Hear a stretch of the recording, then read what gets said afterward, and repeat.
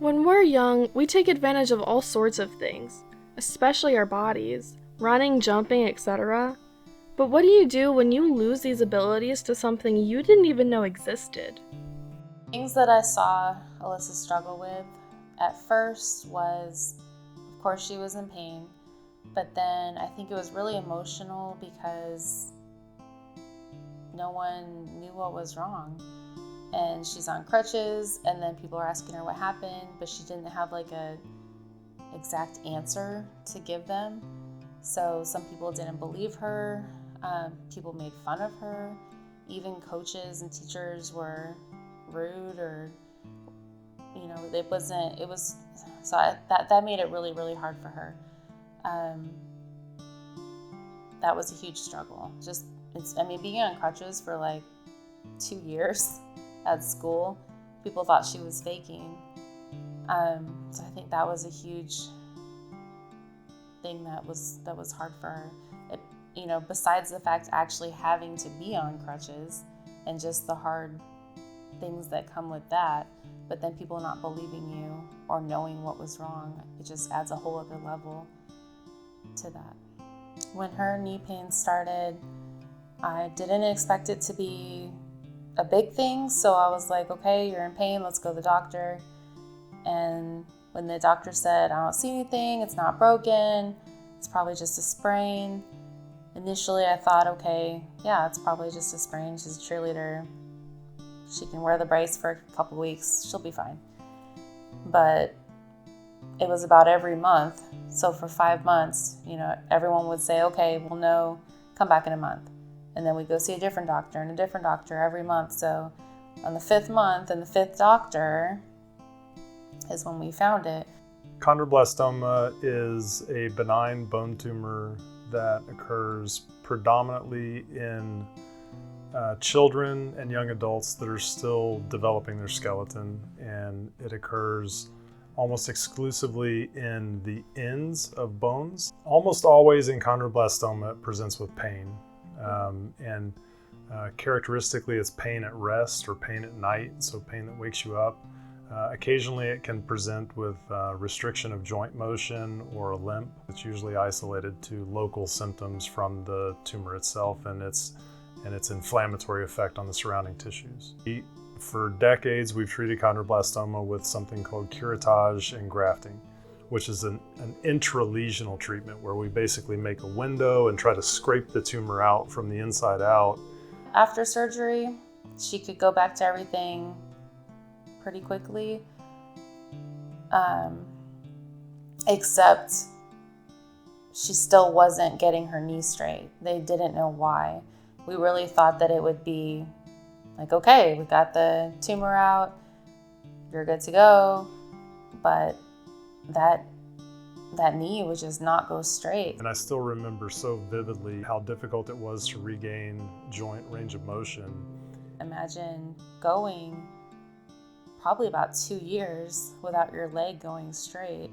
I mean, she's walking crooked, and then that caused other pain in her legs and hips, and she was walking on it crooked, like bent for 2 years.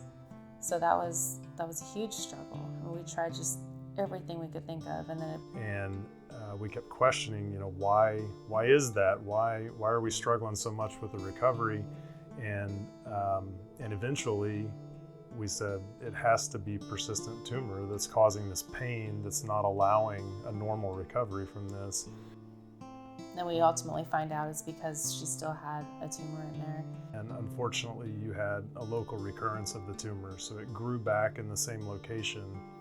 And when it did so at sort of the periphery of where the original tumor was. So if the original tumor was the size of a ping pong ball, it kind of grew out from the sides of that, and it involved a much larger amount of the distal femur in a way that was no longer feasible for a curettage. So if they progress to a point where there's irreparable joint destruction, then we move to a more aggressive removal of the tumor, which is loosely termed radical excision or wide excision. And then that requires a reconstructive approach, which can be done with metallic prostheses, like a metallic endoprosthesis or joint replacement. So that's what happened. For me, I got the knee replacement, and that was quite the recovery process. I was only 14 when it happened, so that effectively ended my athletic career. She was in the hospital for an entire week, and she couldn't put any weight on it because of the type of knee replacement that she had. She couldn't put any weight for 6 weeks, so she had to be very careful with it. It had to set in the bone. And even then, it wasn't that simple. I had minor complications with my surgery. I ended up being allergic to the adhesive they'd used for the operation, which I didn't react to for the first one. And so after the 6 weeks, it was probably, I think, 1 or 2 weeks later that she ended up going to marching band. And anybody that's done marching band knows that, oh my gosh, like, it's a lot. It's an entire day of out there marching in the sun. It's a lot. Band is one of the hardest school-associated sports. I mean, what you practice probably like 3 hours a day during season. It's insane. I worry more about athletic injuries in marching band than I do in football. Marching band was quite the experience. It was really hard for me to participate, especially in the beginning. I was still on crutches. I couldn't participate for the first month. And when I finally started to, I didn't even get my own spot. I had to share with somebody else, which honestly, I understood why I wasn't able to walk a month ago. But despite that, I enjoyed it, and I did it all 4 years of high school and even continued doing it at UMHB for college. It was my newfound interest, and I really do think it helped push me to recover as well as I did. I think that's the reason that she got all of her movement back, that she was actually able to fully use her leg. And the doctor was always impressed every time that she would go back, and she would have to walk for him and show him, how her movement was, and he was always just super impressed. I'm very proud of your recovery, given everything you had to go through. That's the end of my story with chondroblastoma. It was a struggle. I was only 12 years old when I first started experiencing knee pain, and I didn't know what to do.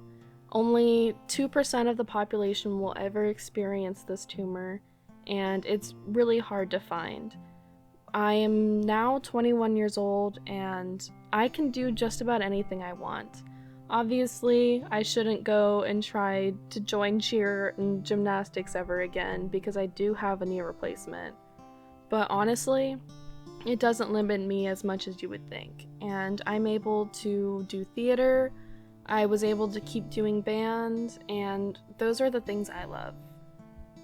But to have that same patient and family put their trust in you again, it tells you you're doing something right, because I think, handling complications in any kind of surgical practice, there's a right way to do it and a wrong way to do it, and we always hope we're doing it right, but it's not very often that you really get that affirmation that you're doing it right. The best way to get the affirmation that you're doing something right is for somebody to still trust you after they've had a major complication. And local recurrence may not be classified as a complication, but when it's on me, it's a complication. I think of it that way. That's how personally I take it. So, it really is a tremendous privilege to have known you so long and still have this kind of relationship where you would want to come back and talk.